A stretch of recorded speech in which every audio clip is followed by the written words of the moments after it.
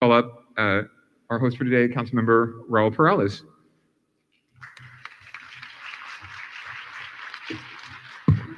All right, thank you very much, Peter, and thank you to all of you for being here with us this morning.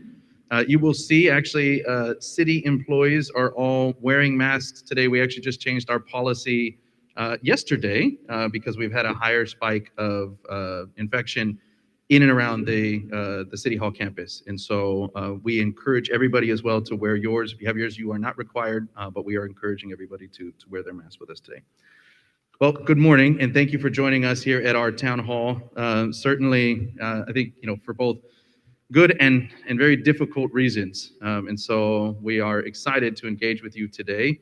We have been embarked on our Vision Zero process now for a number of years. And just a couple years ago, we actually shifted focus because of what we saw, some of the trends in the rise in injuries and fatalities. And unfortunately, even after embarking on that process and being able to have a dedicated focus through a Vision Zero task force, which I chair, and our co-chair is with us here today, Councilmember Foley, we've continued to see a rise, and even more so this year than any year prior. And those of you who are likely aware, last year we tied our worst year yet with 60 fatalities.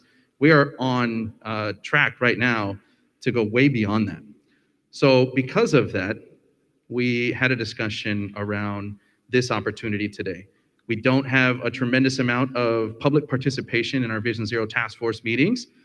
Many people might not have even known that we've been hosting those meetings and having those conversations. And we wanted to bring that information to you today in this kind of form in a town hall. But then more importantly, we wanted to give an opportunity to all of you so that we could hear from you. What are we missing out there? What are we not hearing or seeing? How can we improve and continue to make our streets safer here in the city of San Jose? And so we're looking forward to that dialogue, a little bit of the run a show here for today. We are going to get a little bit of a presentation from our Vision Zero team here with the city of San Jose. We are going to then break out for a small session, and then we will come back and we'll do the remainder, the second half of the morning will be simply just a dialogue with you. We'll give everybody an opportunity to come up and have a few minutes to engage with us, and then we'll wrap it up. So, but I wanted to say thank you to the partners that are with us today that made it possible. So, and they have tables in the back, and they've been partners with us through Vision Zero as well. But we have AARP, who is here. Oh, thank you very much. We got Joe and Marv. Silicon Valley Bike Coalition is back here. You raise your hand. There we are. We have Walk San Jose. Walk San Jose. Our Vision Zero task force, a number of us are here from the Vision Zero task force and the city team as well, and our Department of Transportation team as well. Thank you. A number of them here, and you'll hear them shortly. And then lastly, I want to say thank you to my team, the District 3 office, who was here a couple hours early and have been organizing and setting this up for weeks. And so thank you to my team as well. All right, now it's my pleasure to introduce my co-chair for the Vision Zero task force, and I want to thank her for partnering with us today. We both care very passionately about Vision Zero, and it's a pleasure to have her joining us today. So, Councilmember Foley.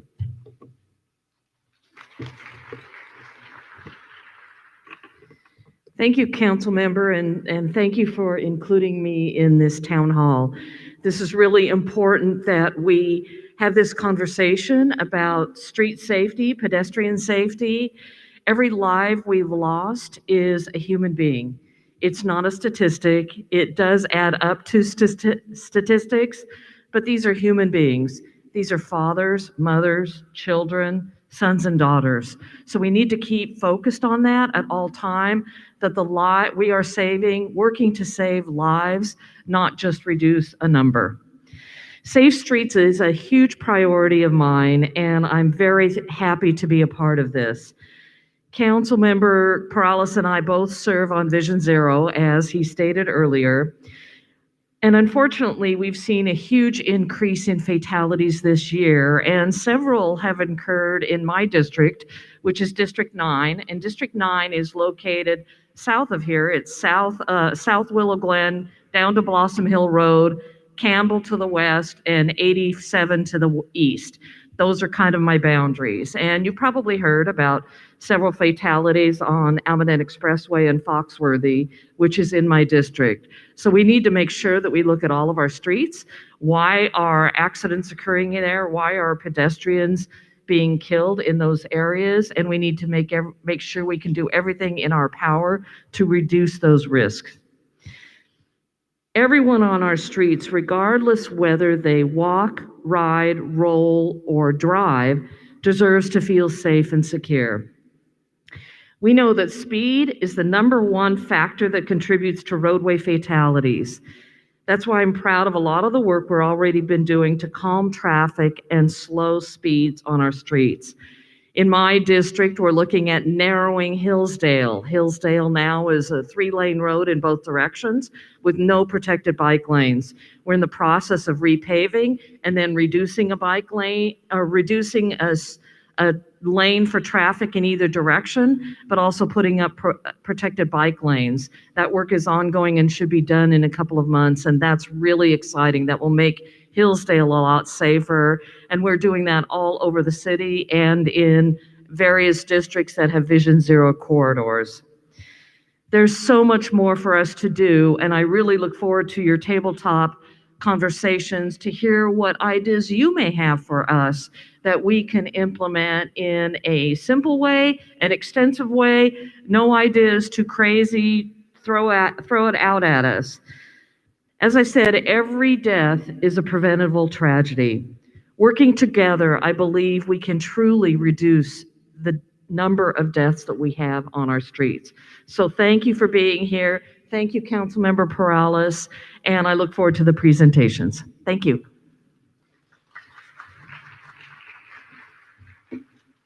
Thank you, Councilmember Foley. Okay, now it's my pleasure to introduce Jesse Mintz-Roth from our Vision Zero team with the Department of Transportation. He's going to be putting a presentation, which you will see up here, but it's a small TV, so you actually have it in front of you. It is actually the entire presentation, so you can follow along, is printed in front of you, so you don't have to squint. And you can follow that through. And after that, as I mentioned, we'll do a breakout into tables, and I'll turn it over to Jesse for the next person. Welcome, Jesse.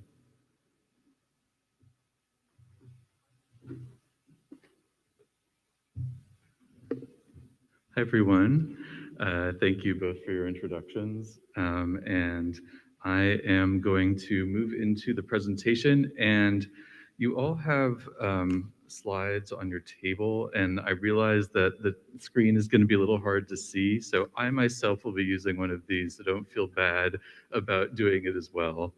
On the first slide, there's an image of an intersection on Story Road, and in the crosswalk are some yellow vertical delineators that form a structure that we call quick build, and they're an example of some of the work that we could do in other places as well. What's happening in this image is that you can see that the turning truck has to slow down and to make the left turn from McGinnis onto Story, and in doing so has better visibility of the pedestrian that's crossing in the crosswalk.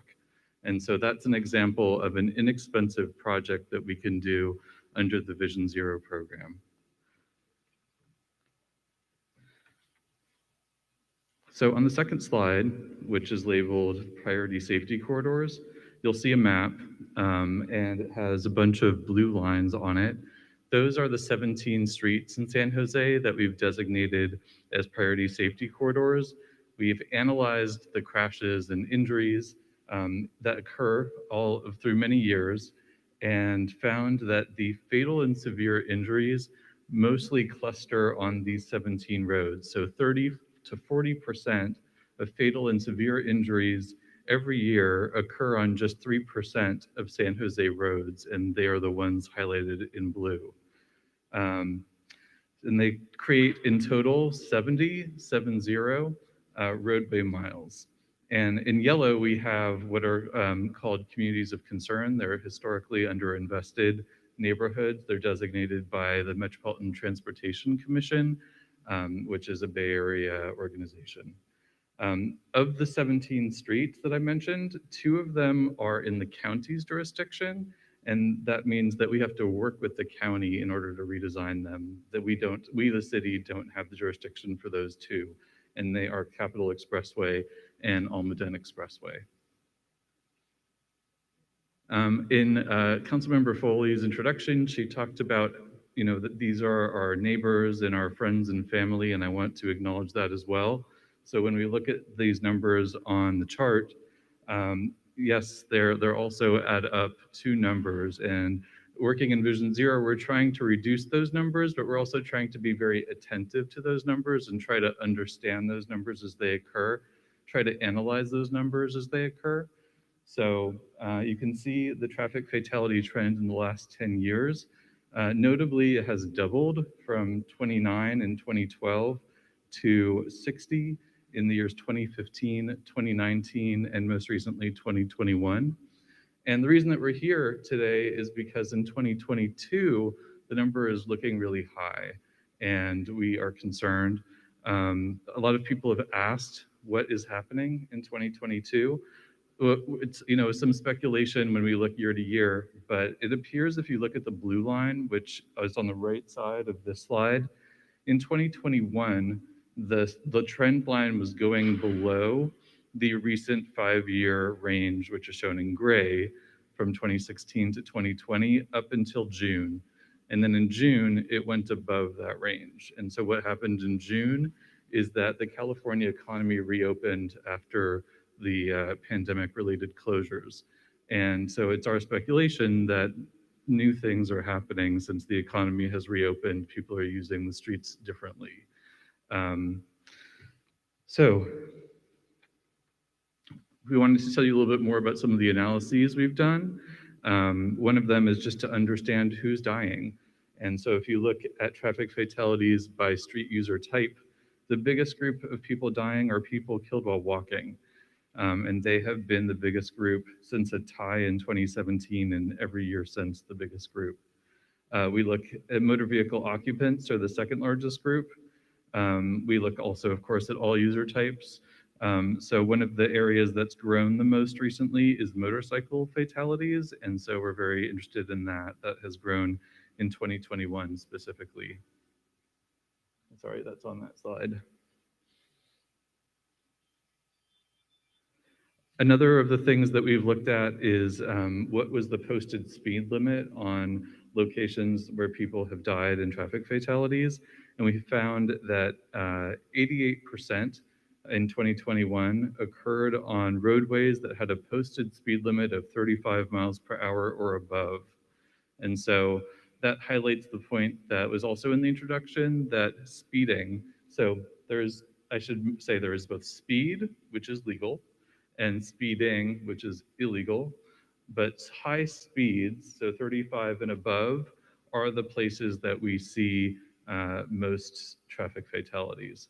And so trying to bring down speed is one of the main things that is useful in reducing traffic fatalities.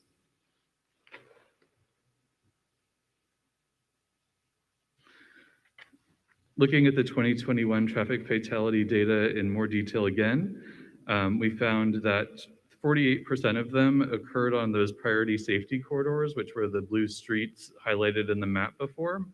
And that percentage is higher than usual. Typically, we see 30 to 40%. In 2021, we saw 48%. That pushes the strategy that we've identified of trying to focus on those corridors. The one street that had the most was Monterey Road. We've seen an uptick in traffic fatalities involving unhoused people. 70% occur when it's dark out. I mentioned the motorcycle number going up.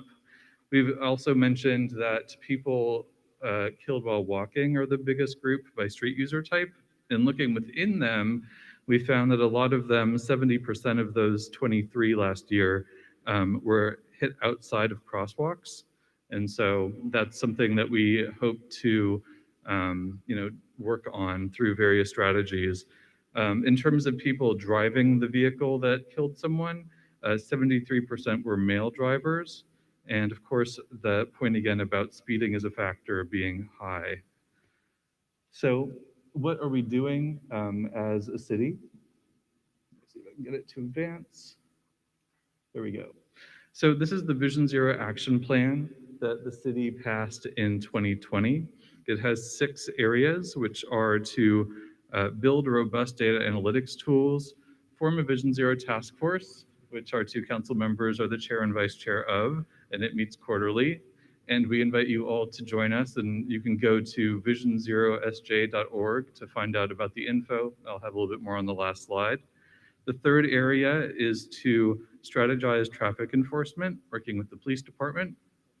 4, increase community outreach and engagement. 5, implement quick build data-driven safety improvements. This means redesigning the streets.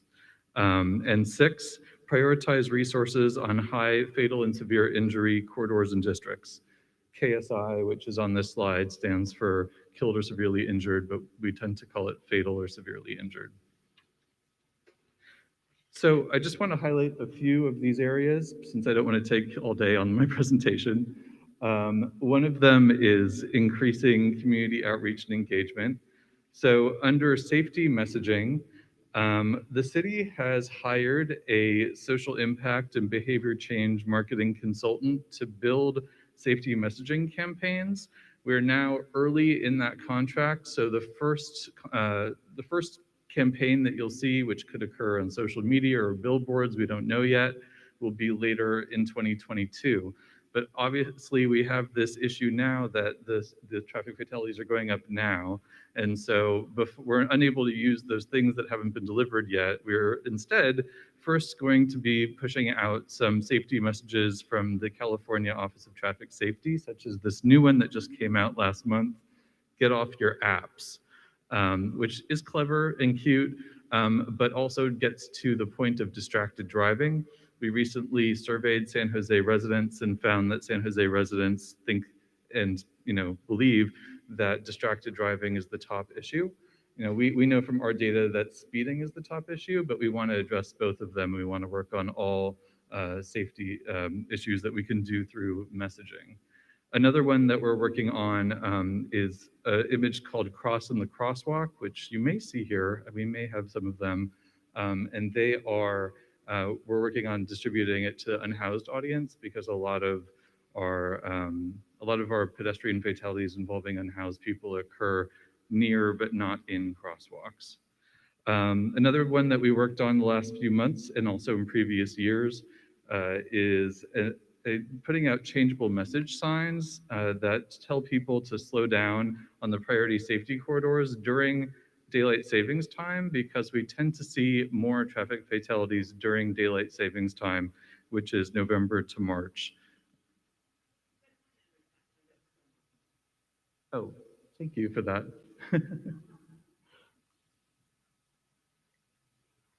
One second. I'm trying to just get this to advance. There we go, got it. Okay. This is a picture of some of the safety engagement work that we do with schools. San Jose's Walk and Roll program, and they're here. They did this event in February. It was the first event at a school after the pandemic, so it was really exciting for them to do this program. At Trace Elementary, they had 166 students participate. They have a new safety teaching module that they bring to schools called Safety City, where they can set up what it feels like to cross the street in a playground. And so they're able to use those materials to simulate how to be a safe pedestrian or be a safe cyclist with school children. So I mentioned the increase in traffic fatalities involving unhoused people. We recently found this insight that although this issue is not new, during the pandemic it has tripled from 6 traffic fatalities in 2019 to 18 in 2021. And so that is why we are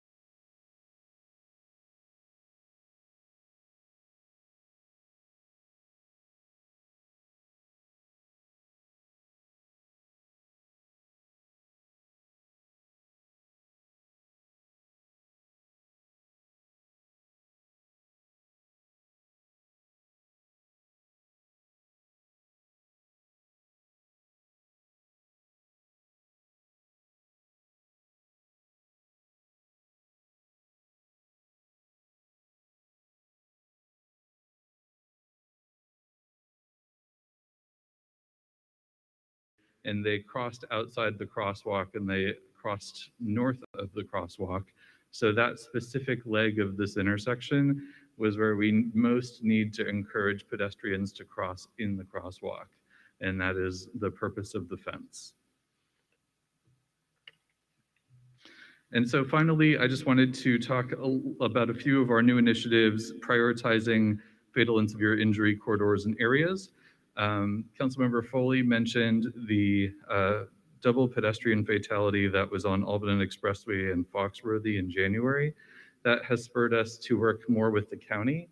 And so the county is, different part of government, not part of city government. So reaching out to them and encouraging them to work with us is not always an issue of mutual alignment, but we think that we're entering a new phase. It's actually really exciting to be able to work with them more. And so we are going to be doing some engagement around that intersection really soon. And we're going to be applying for a grant to redesign it, hopefully. And hopefully a lot of other ones as well in the future. Another thing that we're working on is a pedestrian safety plan for the city called Walk Safe San Jose. We won a grant from the state last year, and we're working on hiring a consultant to lead that. We'll be doing the project with Cal Walks, and so we expect engagement to start in summer. We also got a grant to do walk audits in 5 neighborhoods.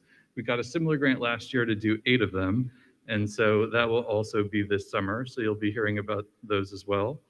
And then finally, last year, we worked with other California cities to pass a law called Assembly Bill 43, and that bill gives cities and municipalities in California more flexibility to lower speed limits, which, as I mentioned, speed is such an important part of reducing traffic fatalities. So now we'll have more flexibility to bring down speed limits in San Jose, with the caveat that this bill has a lot of very strict criteria, so only a few streets comply with what they're looking for.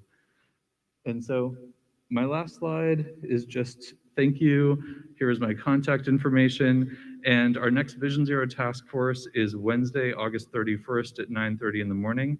And the public is encouraged to to attend online, and I think this one will also probably be in person, but we don't know yet, so let's just say it's online. And yes, come comment. So should I take questions, or do we want to? Okay, we're going to turn it over. Okay, great. Thank you. Sure.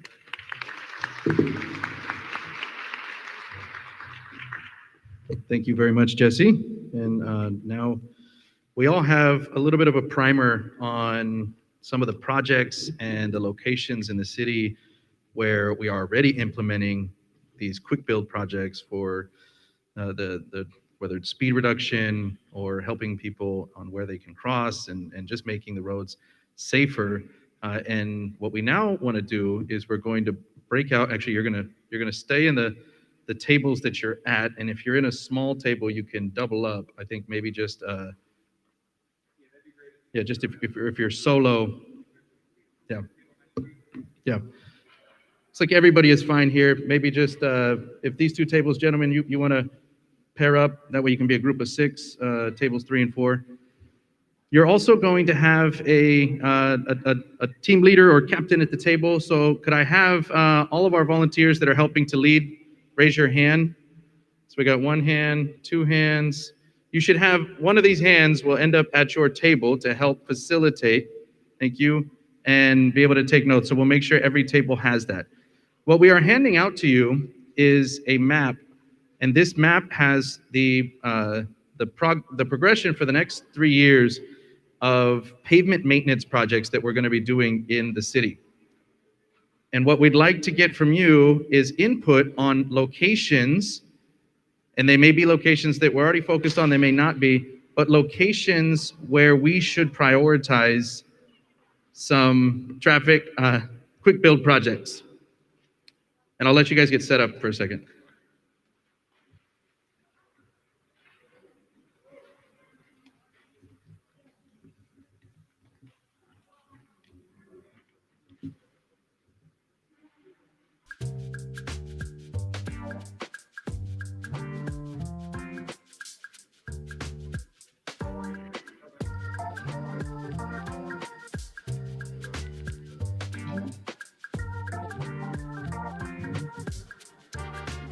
Okay, your facilitator at the table is going to help you as well to navigate. We're going to give about 25 minutes or so to go through this, and then we'll bring it back together.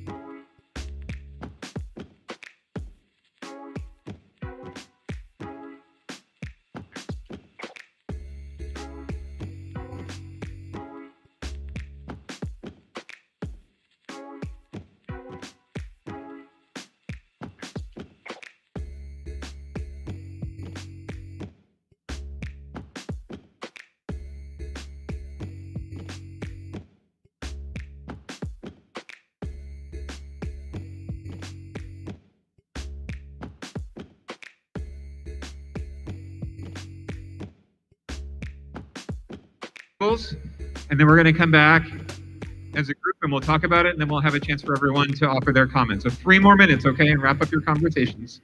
Thank you.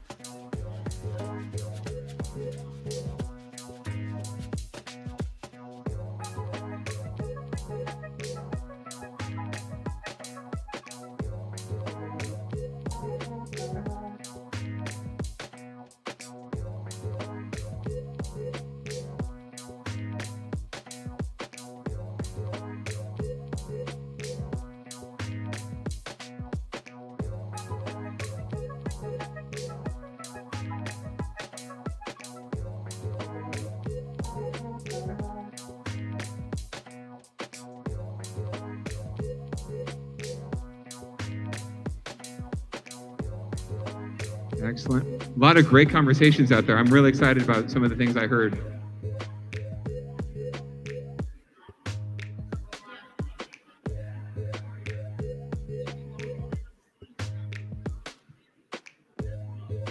All right. Looks like we're ready to come. All right, everyone. So we're gonna bring it back here. If we can get your attention again, thank you so much for all the input you're giving us. Thank you. Thank you to my table, table 1, rocking out. How's table 2 doing? Good? Okay. All right. Can everyone hear me? If you can hear me, clap once. All right, I'll take that as you can hear me. All right, so now I'm going to hand it back to Councilmember Peralez. Really want to thank you for that, the table dialogue, and then we'll have a chance for folks to come up and say what's on your mind as well. Okay. Yeah, thank you very much for engaging in that. I was able to go around, and it was definitely some robust discussion and I think some really good input as well that we can be able to take back. As you see, that's work that we're already going to be doing in pavement maintenance throughout the city. And so now we can marry in some of those ideas that you provided us today on those projects and hopefully be able to create some safer streets overall. So we are now going to turn it over to all of you to have an opportunity to be able to speak. And if you are able, you can come over here and jump in line, or you can raise your hand and we'll make sure we'll get you in the queue. And I want to prompt you with just a couple questions, but ultimately you can feel free to ask or make a statement of your liking, but I do want to prompt a couple questions. So number 1, what would get your attention or motivate you to change your habits when driving, biking, or walking on our streets? And I'll give an example. I am not always fully aware or conscious of what my speed is, and I will tell you that whenever I see the speed signs that will denote and flash, right, when you're going too fast, I almost always catch that. And it reminds me, I'm up bordering the top of the speed limit.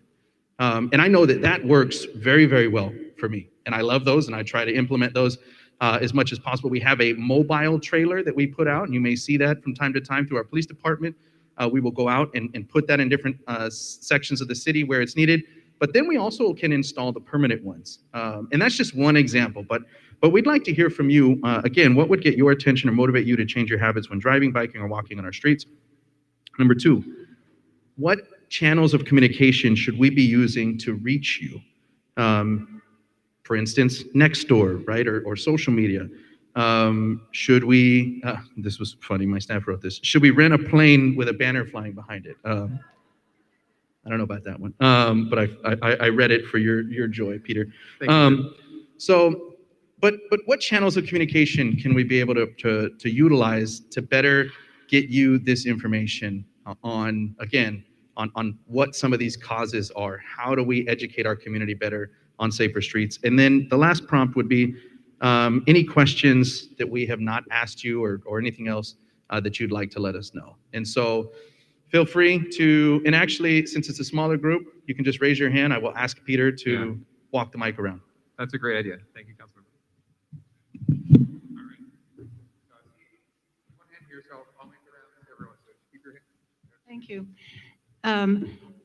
So the first question about the behavior change in traffic, I found that living downtown, I am really, really careful because of the mentally ill that totally disregard any kind of traffic signs.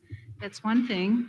And the second thing is that I live on 11th Street, North 11th Street. It's a one-way street. And also 10th Street, one way in the other direction. What I would call a green wave. Nobody knows that if you maintain a speed of 30, all the lights will be green from the freeway exit all the way to Heading and run. And so there might be a sign that you could indicate that, because people sometimes rush to get through this light, but then ultimately they have to stop at the next one, you see? Those are my 2 things that I wanted to say. Yeah, thank you. Thank you for the input. And the first point you bring up, just being vigilant of others, that's something that, we obviously ask of all of our drivers. And when you look at the second highest reason of these traffic-related injuries or fatalities, distraction is always up there.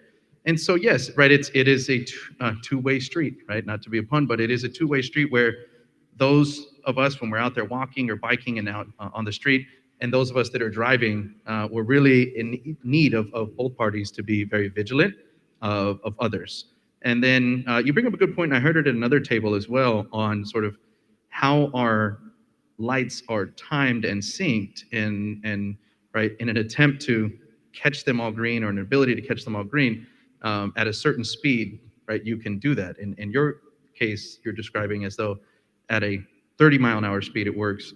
Well, we understand that, you know, that may be the same case in another 35 or something, right, where it encourage you maybe to go a little bit faster than you should go. And so, you know, appreciate the points, and I actually think I'll engage with DOT and our engineers on thinking about that. How do we consider the timing of that better, and then maybe even messaging it right out in our streets, if possible. Thank you. Okay. And then again, if you want to raise your hand and nod, and Peter will try to, and we'll keep it, and we have plenty of time as well. So yeah. So thank you, Councilperson Peralez and Foley, for having the public here today. I'm sure there's a lot of leaders here with neighborhood associations that are going to go back and talk to your groups. And I also wanted to thank Colin. Where's Colin? Colin for being here, and he's apparently the face of person who talks when a fatality does happen in the city. So thank you, Colin, for everything you do and having to do that tough job. So what would motivate me to slow down? Yes, a sign, you know, one of those slow down signs, a cop being there, so enforcement, knowing the cops are there a lot, even if you put a few community police persons out there. You know, I think other signage, and perhaps, you know, kind of some little scare tactics, like this could happen to you. I don't know. We don't want to be too distracted either with too much going on.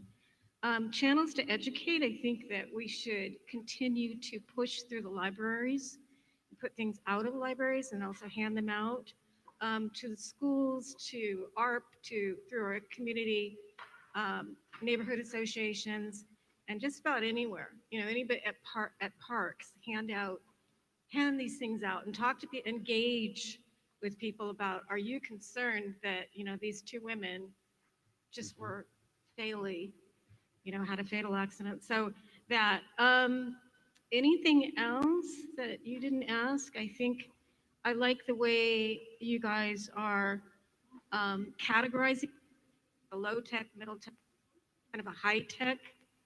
The low tech being putting out some of the striping for crosswalks, because there are things I that think that mic is going out. Maybe we can trade it. a little higher. There we go. Putting in some of the sidewalks, and then a lot. When I drove, saw just Hold really, on just a second. It definitely is the mic. We'll get you a new one.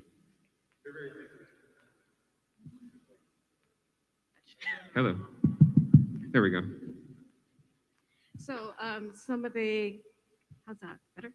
The striping is faded, so you can't really see some of the stuff. And then we talked about distracted, a lot of signage. So if we had safety signs and things, some of those are faded too. We had things that stuck out rather than a lot of other distracted signage that might be cool.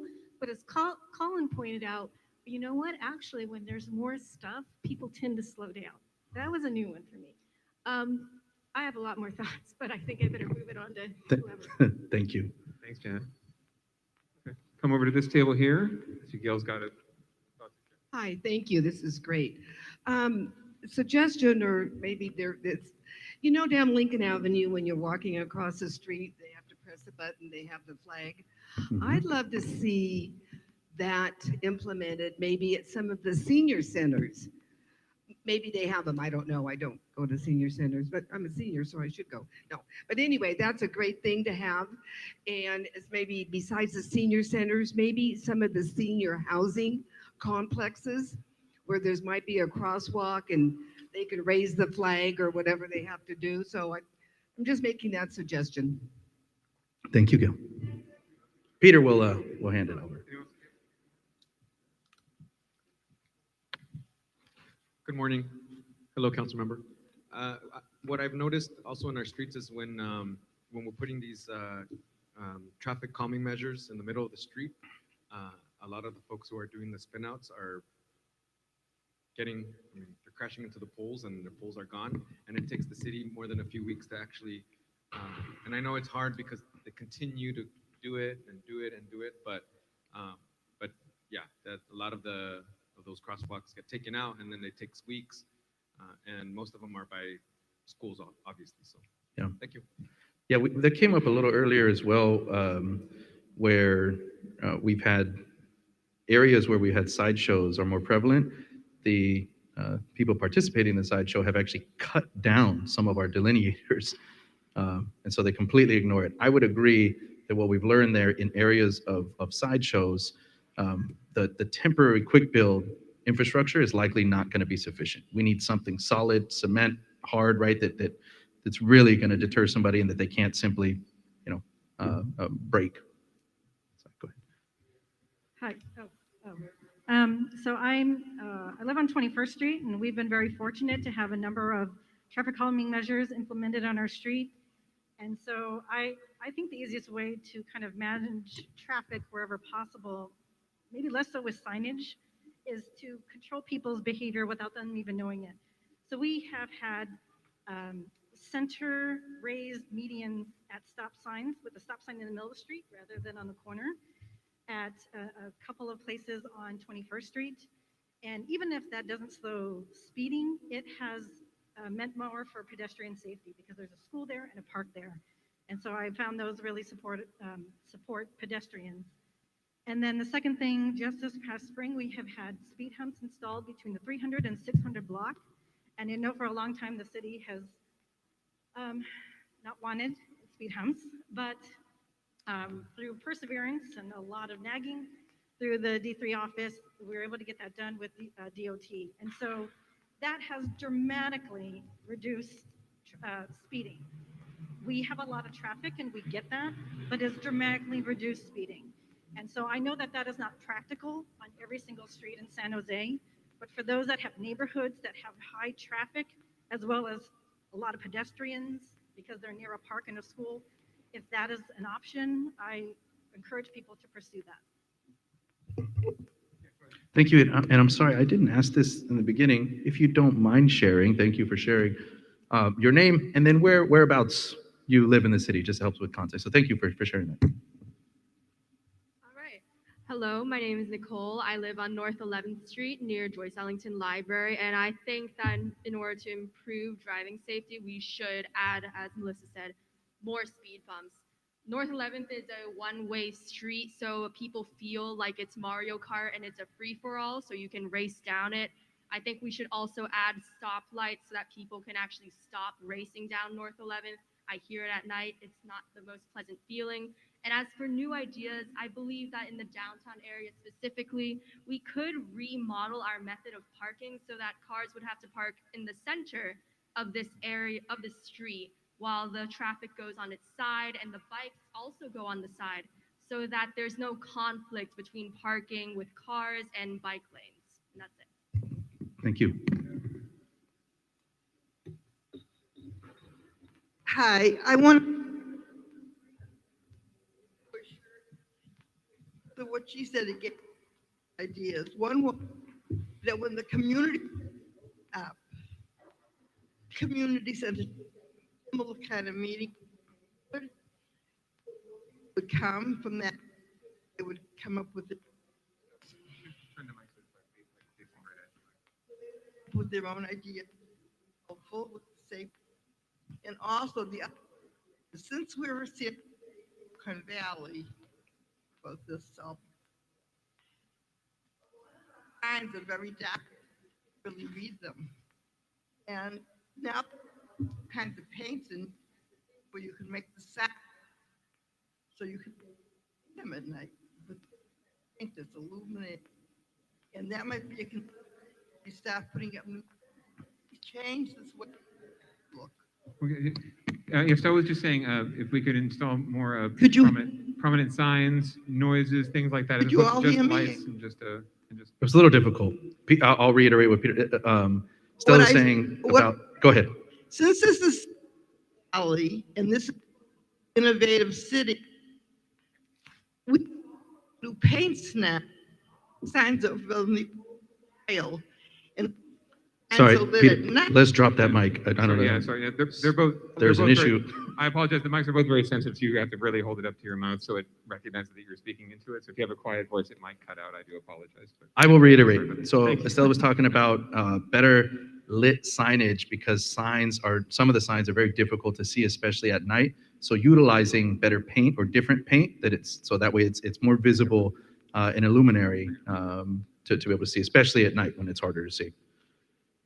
Thank you. Sorry. And yes, the mics are voice activated, they're sensitive, and so depending on how you hold them, where you turn your head, it's So yeah, like the if even can. for you. Like a lollipop, not like an ice cream cone. You see, like stuck over it. You can't hear me. So yeah. Thanks for your patience, though. Councilmember Peralez, I think you've heard this before, so be brief and well. My Aguilar and Guadalupe. Yeah, it's still. I'm gonna just bring everybody up here in a second. Sorry. Rosalinda, I'm from the Guadalupe, Washington Neighborhood Association. We're just south of 280 Willow First Street, Guadalupe Creek. And we're a neighborhood that houses 3 schools, a training center, a biblioteca, a youth center, and the business district. And I still feel that we have a long way to go to get a safe pathways to our school. I'm glad we're finally talking about speed humps and not speed bumps, because as you know, I've requested this years ago and the city wasn't ready to do that yet. You mentioned speed monitor displays. They catch my attention, but we don't have enough of them in our neighborhood. We are the entry point and the exit point to downtown San Jose. We're the exit and entry point to 280. We have First Street that's super busy. And I just feel like maybe if we can like shut down traffic for a couple of hours, like First Street, and like no left turn onto Virginia Street, like it's actually like maybe should be a designated corridor. In the next 5 years, I think there's a projected 10,000 new residents coming to our neighborhood. I have developed a new development 2 blocks from my house and another 2 blocks from our house, and we're gonna have kids walking to school. And I kind of feel like we should have some kind of, not priority over other parts of San Jose, but not too many other parts of San Jose are going to have that type of where we're going to have that many new residents in their neighborhood. And in question division 0, I'm wondering when residential neighborhoods will be addressed. If I'm not mistaken, our residential neighborhood is a high traffic residential neighborhood. And that's all I have to say. Thank you. Thank you, Rosalinda. That mic seems to be the best. Nope, okay, this table. Thank you very much, everyone, for your patience. Someone from the table had a comment? Paul, go ahead. All right. So I got a few things. I think first and foremost, it hasn't come up yet, but traffic enforcement. I want to say that since the COVID pandemic, I've seen a visibly absent number of police on the streets. They're just not there. And I don't see any traffic enforcement whatsoever. So when I was younger, I used to get tickets for an illegal U-turn, not signaling. I mean, people laugh now because they know it doesn't happen. Nobody signals and there's no consequence. People speed as well, and there's no consequence because they're not getting caught. We could have speed traps. We could have on Almaden, on Capitol. We could have cops there, monitoring traffic flow and then pulling people over. I do think that signage would help. Those flashing signs that show the speed that you're going, that would definitely help. Couple other items are actual streetlights. So I heard that some of these pedestrian fatalities happen at night or during daylight savings time. That tells me that streetlights aren't bright enough.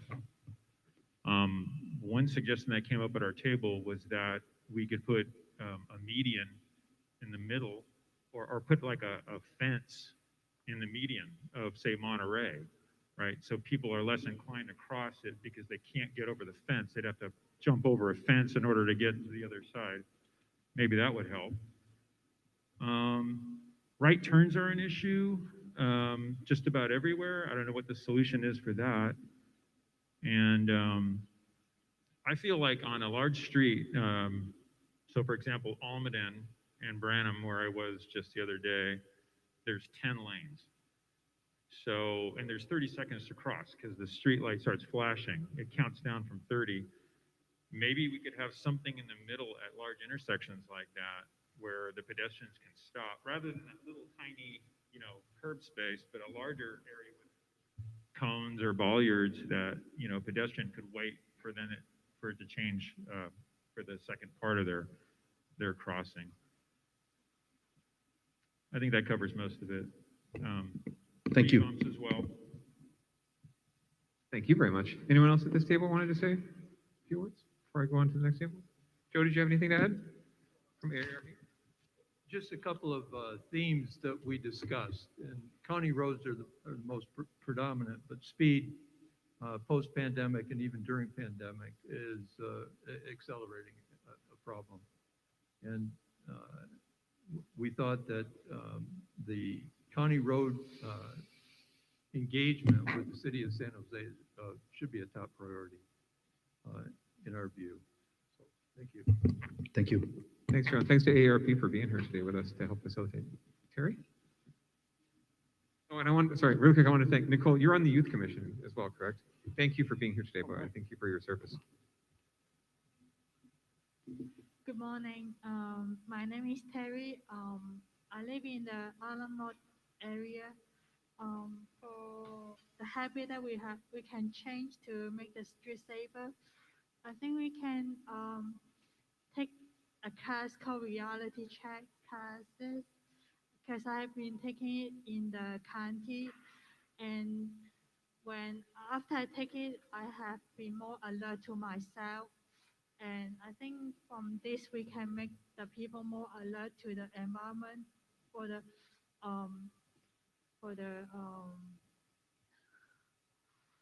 atmosphere, for the surrounding, and make the street more safer.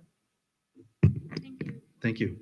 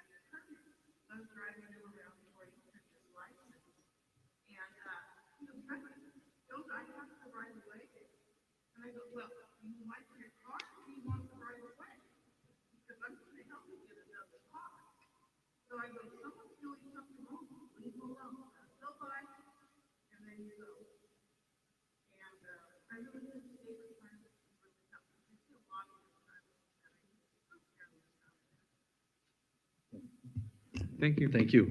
And just as a recap for those watching on our live stream, because I understood that they couldn't hear everything.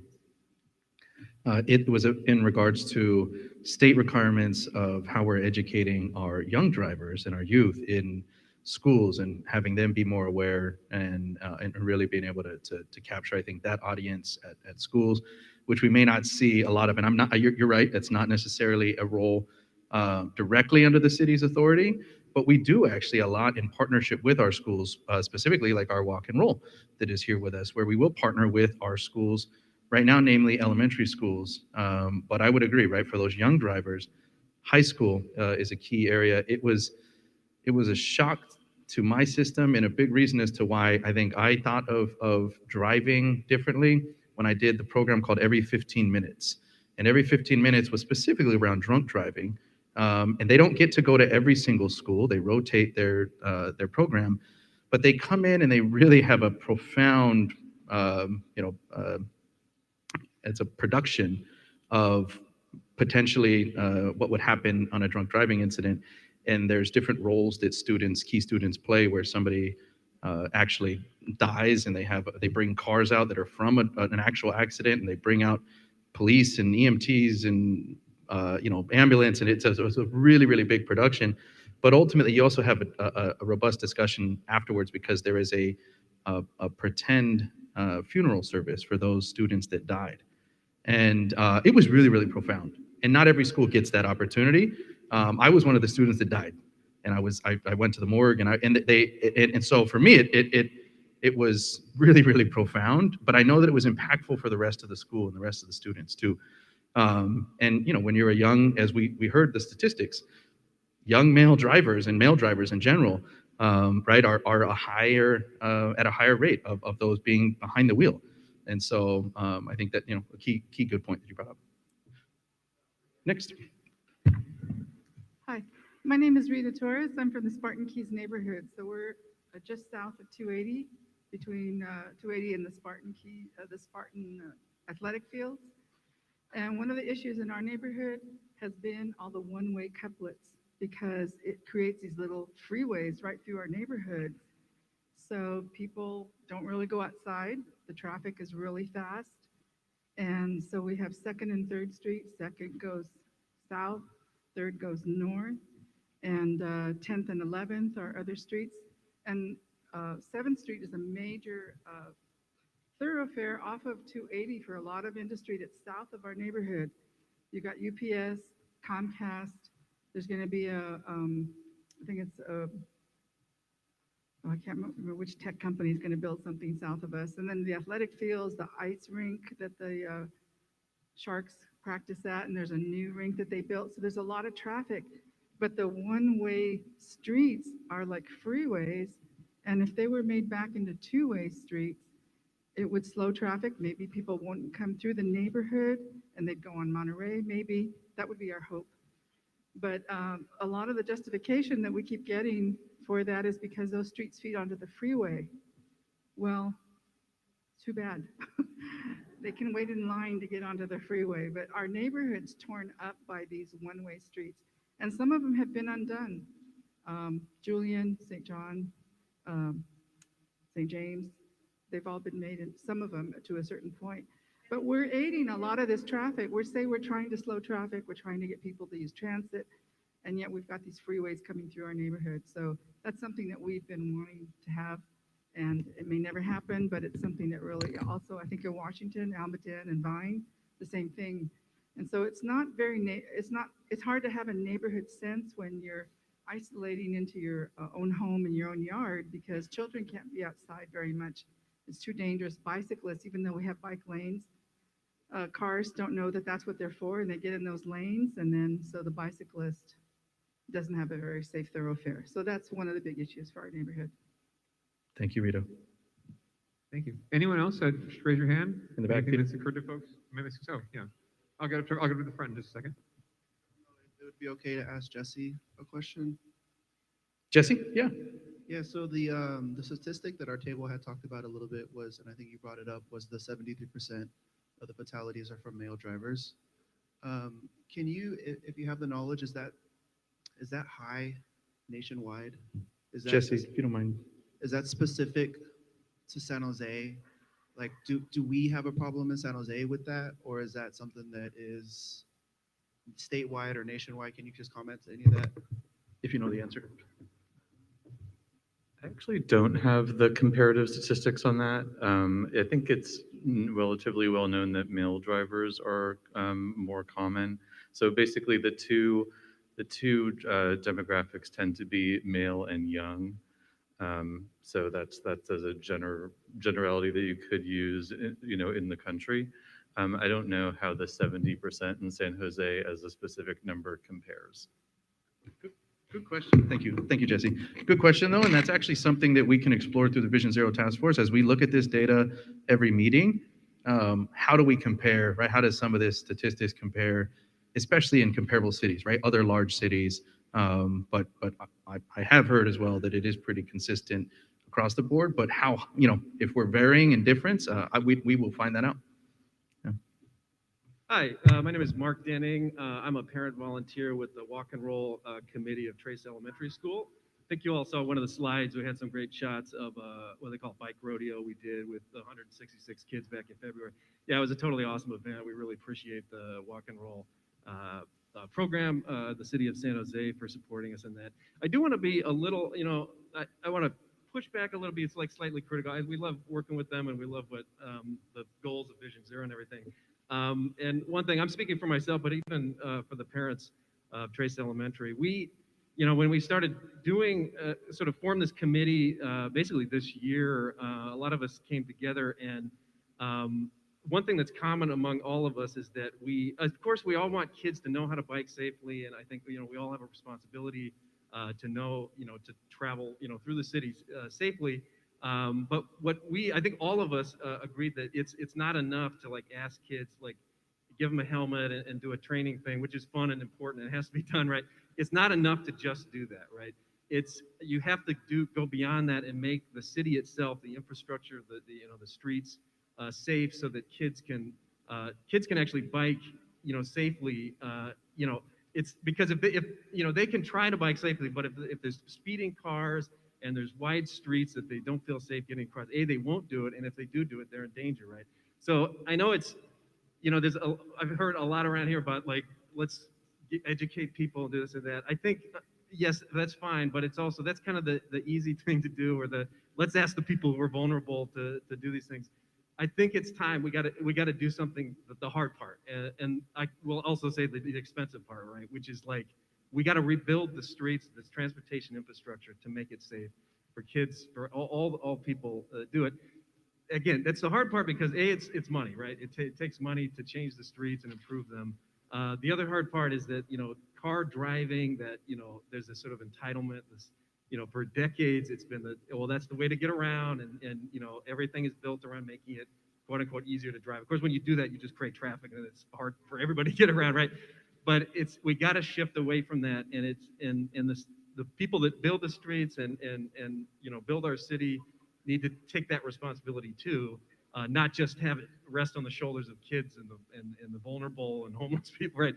Again, it's fine to educate and train all that stuff, but the real change will come if there's fundamental safety in the way our streets are built. If we only stick to just signs and education, all that number is just going to keep going up and up, right? And that's what I want to get across. And that's something I think, and our parent committee too, and around our school, our goal is to change the infrastructure around the school and create safe routes to our school and hopefully to all the schools in the city or in the whole Bay here, hopefully, as hopefully make an example that we can follow and make it safe for kids and everybody to get around. So Thank you.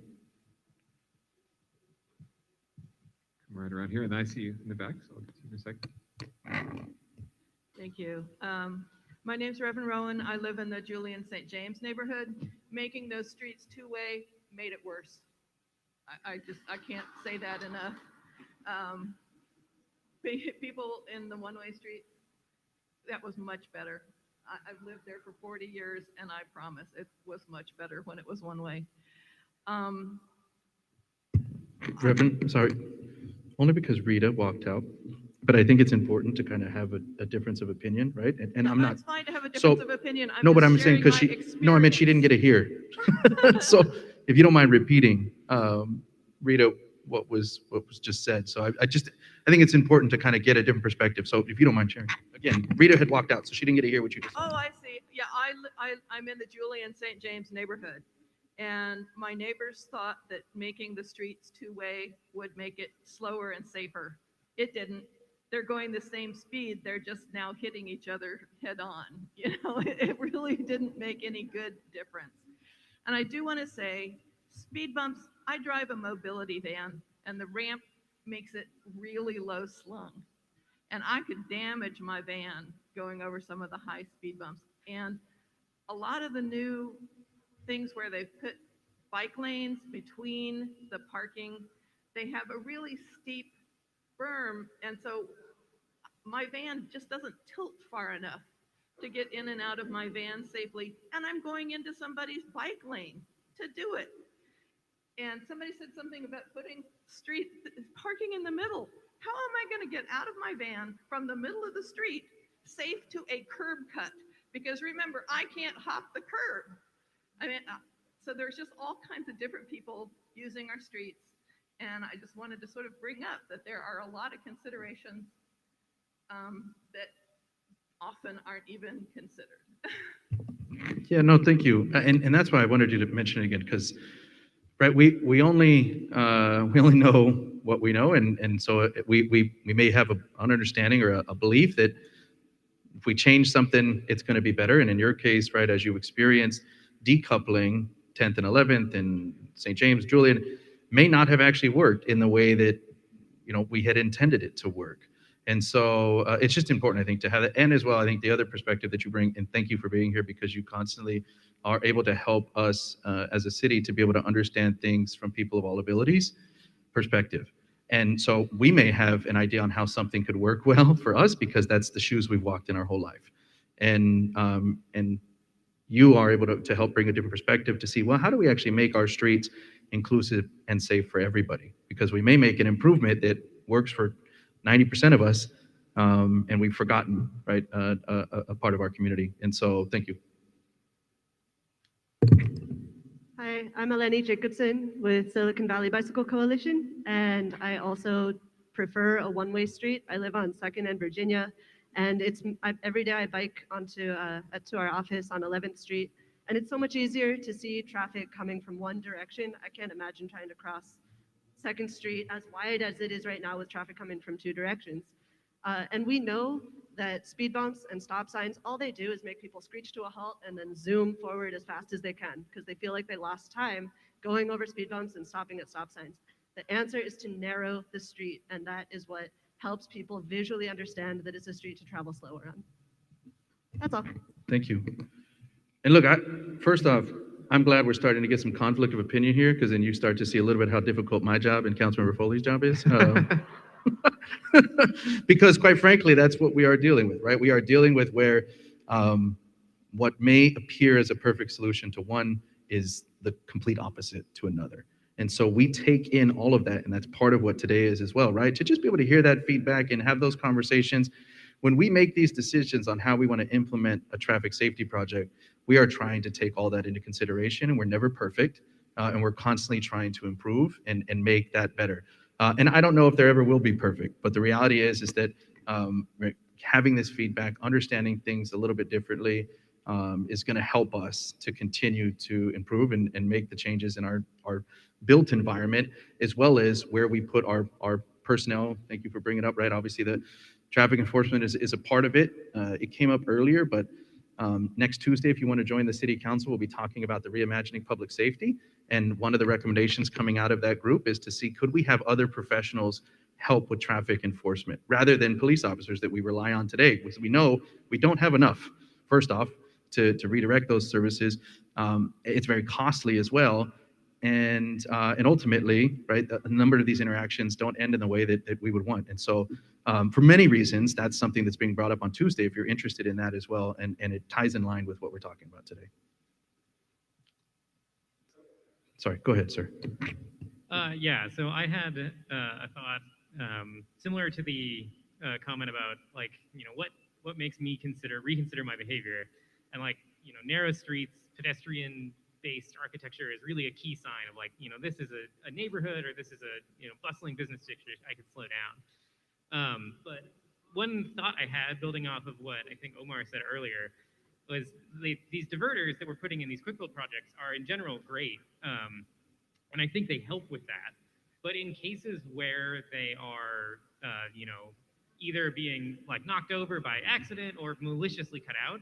I was wondering if the city is considering something between the expensive, complete street concrete and the quick, easy to remove quick build. Like, if those seem almost designed such that like if you run your car over it, it won't do anything.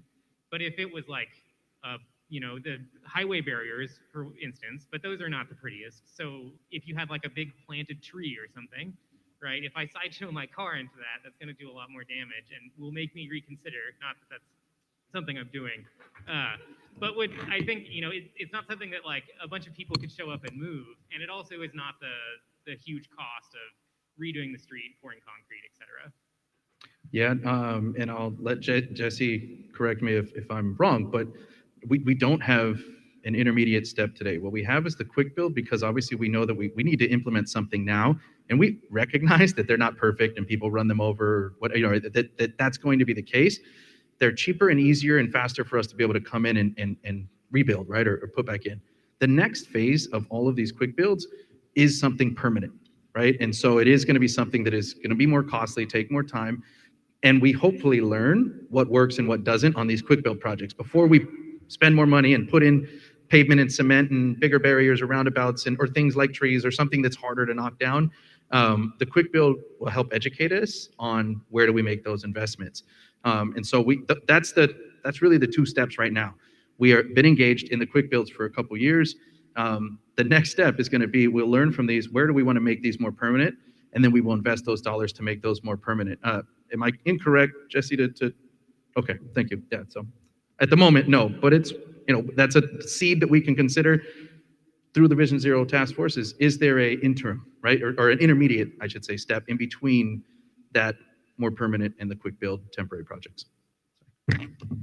Hello, my name is Diana Cremedy. I'm with the Silicon Valley Bicycle Coalition. What I hear a lot of what we're talking about is comfort and enjoyment of our neighborhoods and being able to feel safe in our neighborhoods and being able to interact in a way where we get the most out of it. I live on East Side San Jose, King Road, born and raised, and I always tell my mom, like, why did you pick the street? Like, it's so busy. I had a dog, and once the dog ran across the street, never made it back. And that's just like the experience on King Road. If you're playing in your yard and the ball gets loose, don't go for it. My dog didn't come back, you're not coming back either. Like, it's just the expectation that you just don't have that level of comfort and safety in your own neighborhood. So I was sort of like, why here? And she said when she first bought the house, she could see the orchards across the way. And I was like, orchards, King Road, what? And she's like, I remember when they were building 101, like I saw them start it. I could see, she's like, we could see from our house to 101. And I was like, so this road wasn't always like this. She's like, no, they built this like this. On the right of me is Tully Road, and to the left is Capitol Expressway. King Road became a thoroughfare to get people from point A to point B. And unfortunately, that destroyed the character of my neighborhood, and it provided me with the opportunity that I never got a childhood. Really, I couldn't go out and play. The idea of riding your bike in the street, they would think you were crazy. They would think you were trying to kill yourself if you tried to ride your bike on King Road. And I think a lot of us are trying to fight for that comfort, that experience that we always wanted, to be in your neighborhood and feel safe. Everything that we're talking about is how can we feel safer in our neighborhoods? How can we make this into the community that we envision, where we go outside and there's a joyful feeling? There was one time when there was an unfortunate accident on Tully Road, and all through traffic to King Road, where I live, was cut off. I immediately noticed. I was like, what is this sound? Is that a bird? Like, I'd never heard that sound. I'm so used to cars going 40 miles per hour down my street. I thought that's what my neighborhood sounded like. I thought my neighborhood was a busy street, was a freeway type sound, was cars honking and engines revving. That is not my neighborhood. That is the condition that was put on my neighborhood because of the infrastructure, the lack thereof, and the street design. So all that to say, if we can improve the street design and infrastructure, you can actually get back your neighborhoods. You can get that safe feeling back. You can get that comfort back. You can get the opportunity. I met my neighbors. I went outside because we all went outside. We're like, what is going on? What is, right? And we talked about it, and I'm like, nice to meet you, right? Like, I think that's one thing that we really want is community. That's why we get out of our cars, that's why we walk, that's why we bike, for the opportunity to make these connections. It's the best way to make our neighborhood, the streets safer and our community safer, is we actually get the opportunity to meet one another. Thank you, Diana. And we've got about 15 more minutes, so there's still time, but that way you can say your piece before we have to wrap up. Is there anyone else who hasn't spoken yet? I want to make sure. Somebody has not? We got a couple in the back that have not. I see one. Yeah. One who hasn't. Come back up. I know, right? I'm getting my. And I on the east side for the past 5 years. I guess used to think of equity. Your mic is cutting in and out. I don't know if it's because your hand is covering it a little bit, maybe, but. Equity, and that the east side has been in terms of infrastructure, right? We all think important, and my goes to downtown, but at this, we also deserve, and it is the last ones. Hold on one sec. We're going to try to see if we can get the other mic. Might be a little better. Yep. And if it's so side, right, that if it's our Okay, hold on. Come on up. Come on up. Oh God. Yeah, I don't know what's wrong with the mics, but Yo. Yeah. This mic for some reason is working perfectly fine, so you could just come on up here.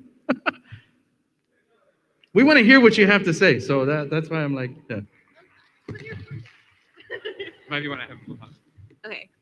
Hi, my name is Daniela, and I actually just moved, but I've been living on the east side. My family has been living on the east side, and I know we've all been saying, my community, my street first, my street deserves it, and yes, but so do we. And it just feels from an equitable standpoint, the east side is always the last one.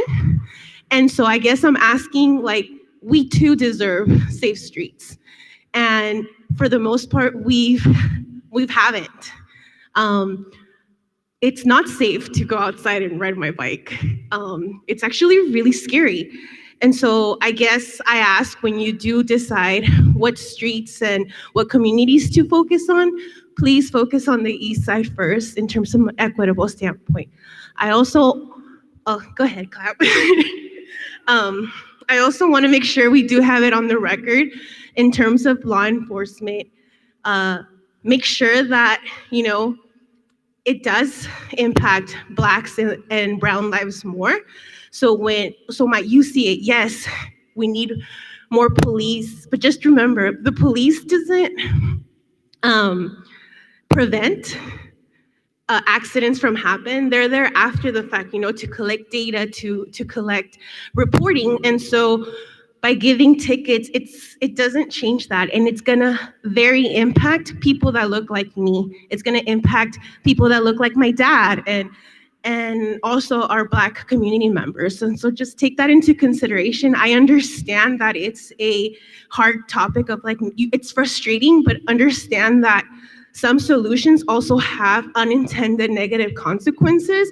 And we want to make sure that by making you comfortable, it isn't making an inconvenience to other communities that have been marginalized. So thank you.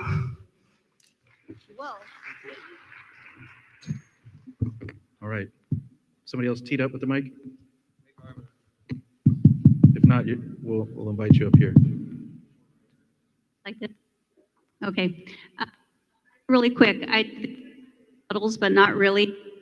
Did it just to. Yeah, sorry, Rosalinda. I think you're going to need to come up here too. Sorry.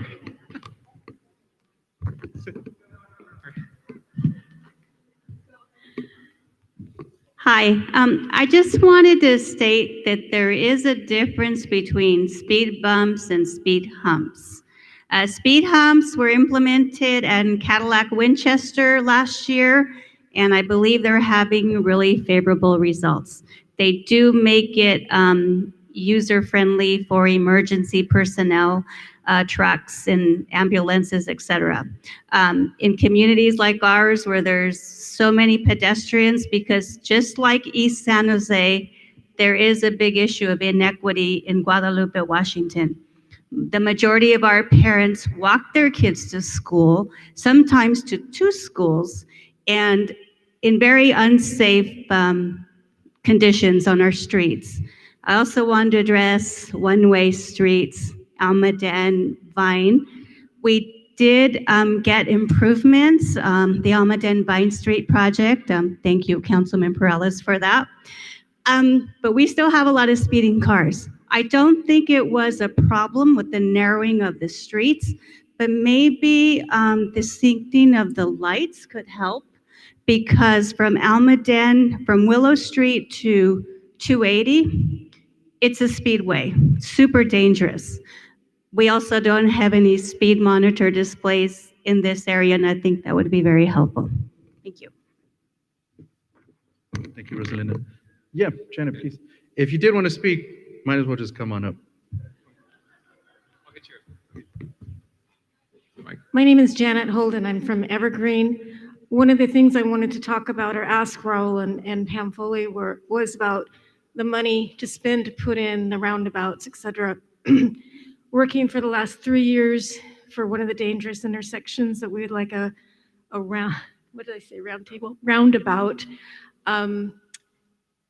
We've been told there's no money. There's no money for that. Perhaps the developer who's going to develop the corner will pay for it.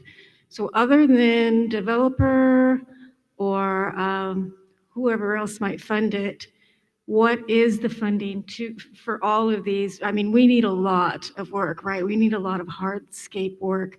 So where is this funding going to come from, and how can we help? Yeah, thank you. So the majority of funding for traffic calming projects or any traffic or road related infrastructure comes through the fees that we charge on new development.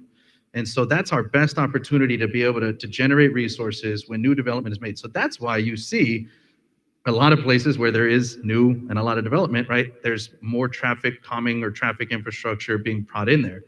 That obviously makes it challenging and inequitable to areas that don't have a lot of development, right? Because they're not generating those fees, and we need to be able to reallocate some of those dollars to those areas.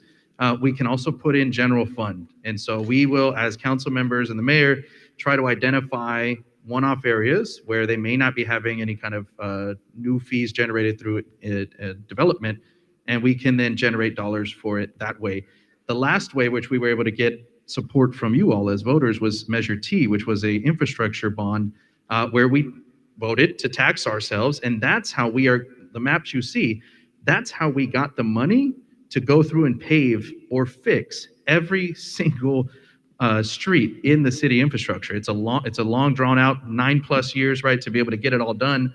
But ultimately, those are the ways that, right, that we do it. We need to generate resources somehow. So thank you for that question. We'll see if we can get the mic working. Sorry. Okay, so, oh shoot.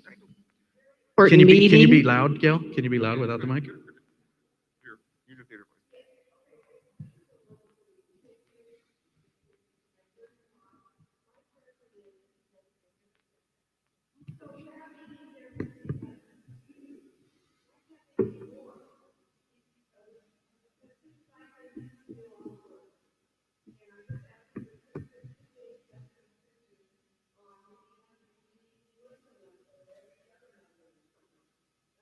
Yeah, I can answer that one. And what Gail's talking about is our Vision Zero task force right now. Today, we meet about every 3 months, quarterly or so throughout the year. The biggest factors as to why, number one, there's a lot of different people involved in that meeting, right? It's not just the city staff. For instance, our monthly meetings as committees through the city, it's just council members and city staff. Those are much easier to coordinate and schedule and have them on a higher frequency. They're also permanent committees. This task force initially was set up to be short-term. If we don't turn the tide, it's probably going to be a longer-term task force, and if need be, that's what will happen. And so today, it's really coordination.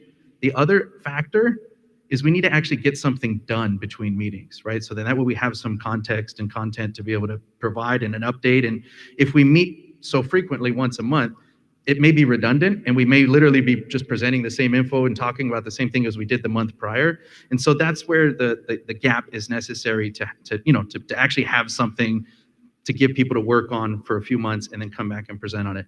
If there is a need though for a higher frequency, or we think that, hey, whatever we're doing is not working, we need to be meeting and coordinating more frequently, that's something that we could do. We would put that request out right to all the members and go down that path. And yes, it'd be more work on our DOT staff, but ultimately that's something that we could do. I would say today, the frequency is just right at the moment for everybody that we have participating in the work that we have going on.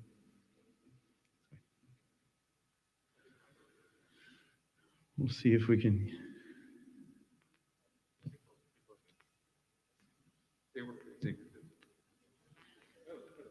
Hello? I don't know if Cutting it's out a gonna little work. bit.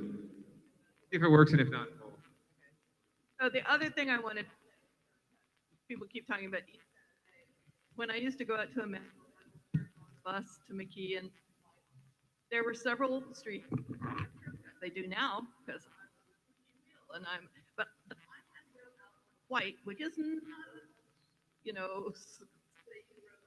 sort of going down, get from the bus stop. And you keep talking about crosswalk. Well, just not a choice of infrastructure problem, especially east side. Friends over there, because there aren't curb cuts. Yeah, thank you. one more here. Then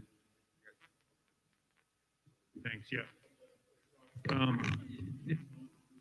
About infrastructure, it sounds to me, and I see about signs, that's an issue for anybody. It works, and that's solution relative to, for example, start with that and just start. It might help. Been mentioned the ill. It may seem a little off relevant because of the mentally ill have some kind of psychotic. Maybe they're schizophrenic. A lot of that can be treated with, as we know, for someone against their will, themselves or someone, and because the irrational decision occasion, if these are crossing in the middle, the extent that that's a problem, intersection, killed, they just go to an intersection. So I know that there was at one point, if I'm not mistaken, progressive intervention.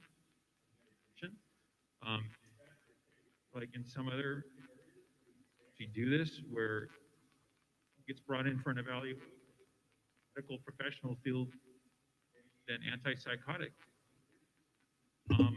Only out of respect of time, because we did have a couple more hands. No, it's fine. If you just try to wrap. Degree, but also could it? Yeah, thank you.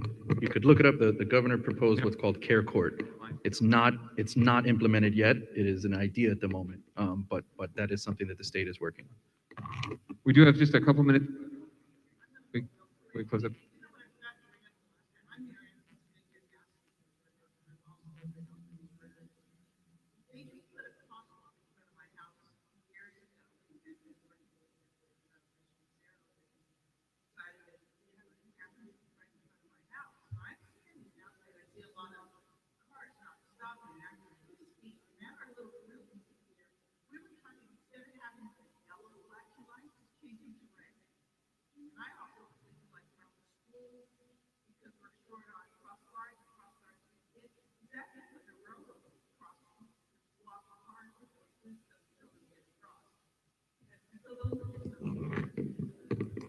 Thank you. The two suggestions were instead of yellow flashing beacons in crosswalks, what we call enhanced crosswalks, would be red flashing beacons. I don't know what the challenges are there, but we can explore that.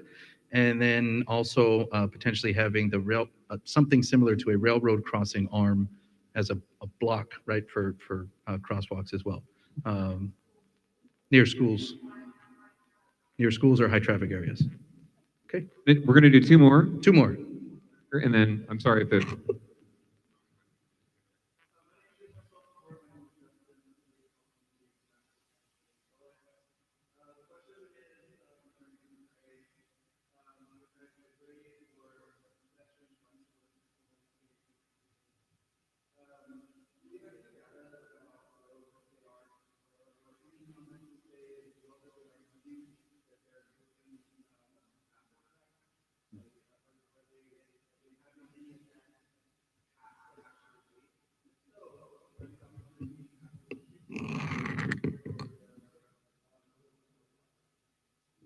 Thank you. And the question from Justin was where we are doing and hosting Viva Calle, where we're shutting down the streets for open streets.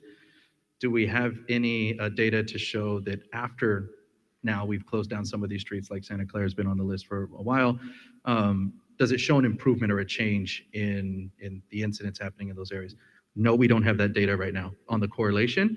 That is something we could look at. Now that we've had a couple years of Viva Calle, we can go back and see which streets have we shut down more frequently, and then compare the data of the traffic-related incidents and collisions, since then versus what we had pre-Viva Calle. And so it's I'll say easy enough to look at because I'm not the one crunching the numbers, but we could look at it, right, to compare those two to say in these corridors where we've had Viva Calle, have we seen an improvement after the fact? We don't have that right now, though. If that's a head nod, right? I don't believe we have that exact data right now. No, we don't. Yeah, so.